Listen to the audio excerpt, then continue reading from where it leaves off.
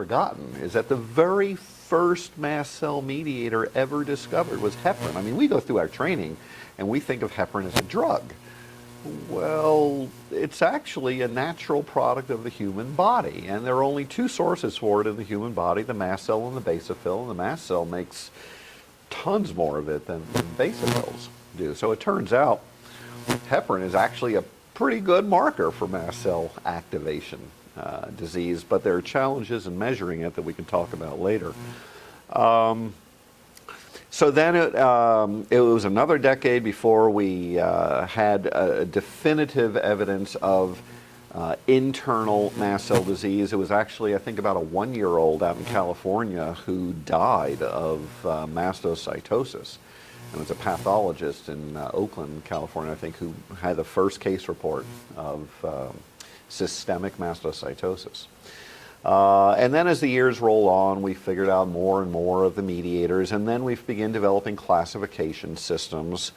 And it was in 1995 that a couple of different Japanese groups first defined the mutation in mastocytosis. Now, to be clear, our understanding has improved, and we now know that most patients with mastocytosis have other mutations as well, but the one really common mutation you find in about 90% of all cases of systemic mastocytosis, the KIT D816, the D816V mutation in KIT, transmembrane tyrosine kinase receptor KIT, which is the dominant mast cell regulatory element. That mutation is in 90% of all cases of SM and about 60% of all cases of cutaneous mastocytosis.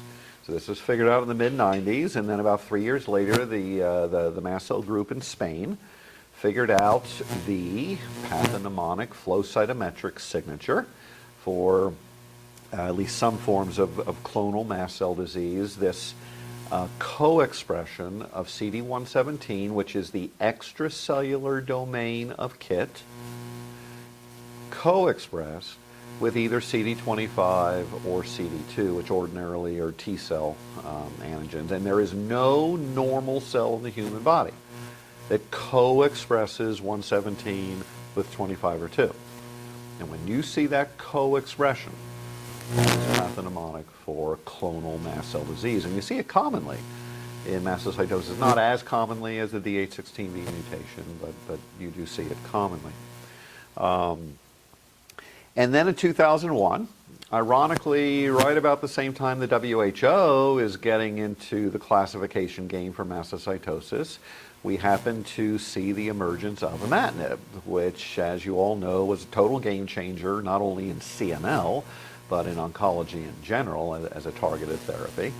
And some very smart people soon thereafter figured out that not only does this tyrosine kinase inhibitor very effectively inhibit the mutant fusion tyrosine kinase BCR-ABL that drives CML, but imatinib also fits perfectly into the ATP binding pocket in KIT. Okay?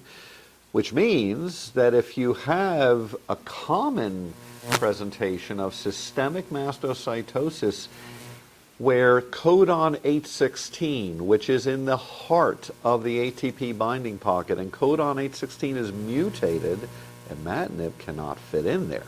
So imatinib does not work for the great majority of patients with the rare disease of mastocytosis. But there is a small subpopulation of the rare disease of mastocytosis that doesn't have a codon 816 mutation, and it turns out with a normal ATP binding pocket, imatinib fits in beautifully there, and at low doses does a great job at controlling those patients with, shall we say, atypical mastocytosis.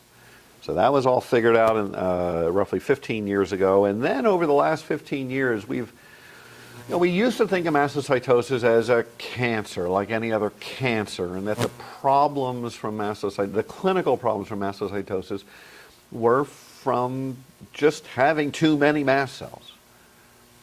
I mean, that's the problem with lung cancer, breast cancer, leukemia. You have too many of cell X or Y or Z. And as the years, these last 15 years have marched along, we've increasingly come to appreciate that actually in mastocytosis, the clinical problems those patients have, whether cutaneous or systemic, the clinical problems really are not so much from the mass of mast cells. There are exceptions. The really rare, really aggressive forms of mastocytosis, the so-called aggressive systemic mastocytosis and mast cell leukemia. Yeah, that's a major malignancy, and the problem there is the mass of mast cells. But the great majority of mastocytosis, whether cutaneous or systemic, is indolent. And the clinical problems from those diseases really come from the excessive activation of those mast cells, the excessive mediator production and release. And it turns out if you look to find a correlation between how many mast cells there are in a given patient with mastocytosis and how symptomatic they are, you can't find a correlation. There are plenty of mastocytosis patients whose bone marrows are flooded with mast cells, and they have almost no symptoms. Conversely, there are mastocytosis patients whose bone marrows are relatively lightly involved, and they're terribly symptomatic.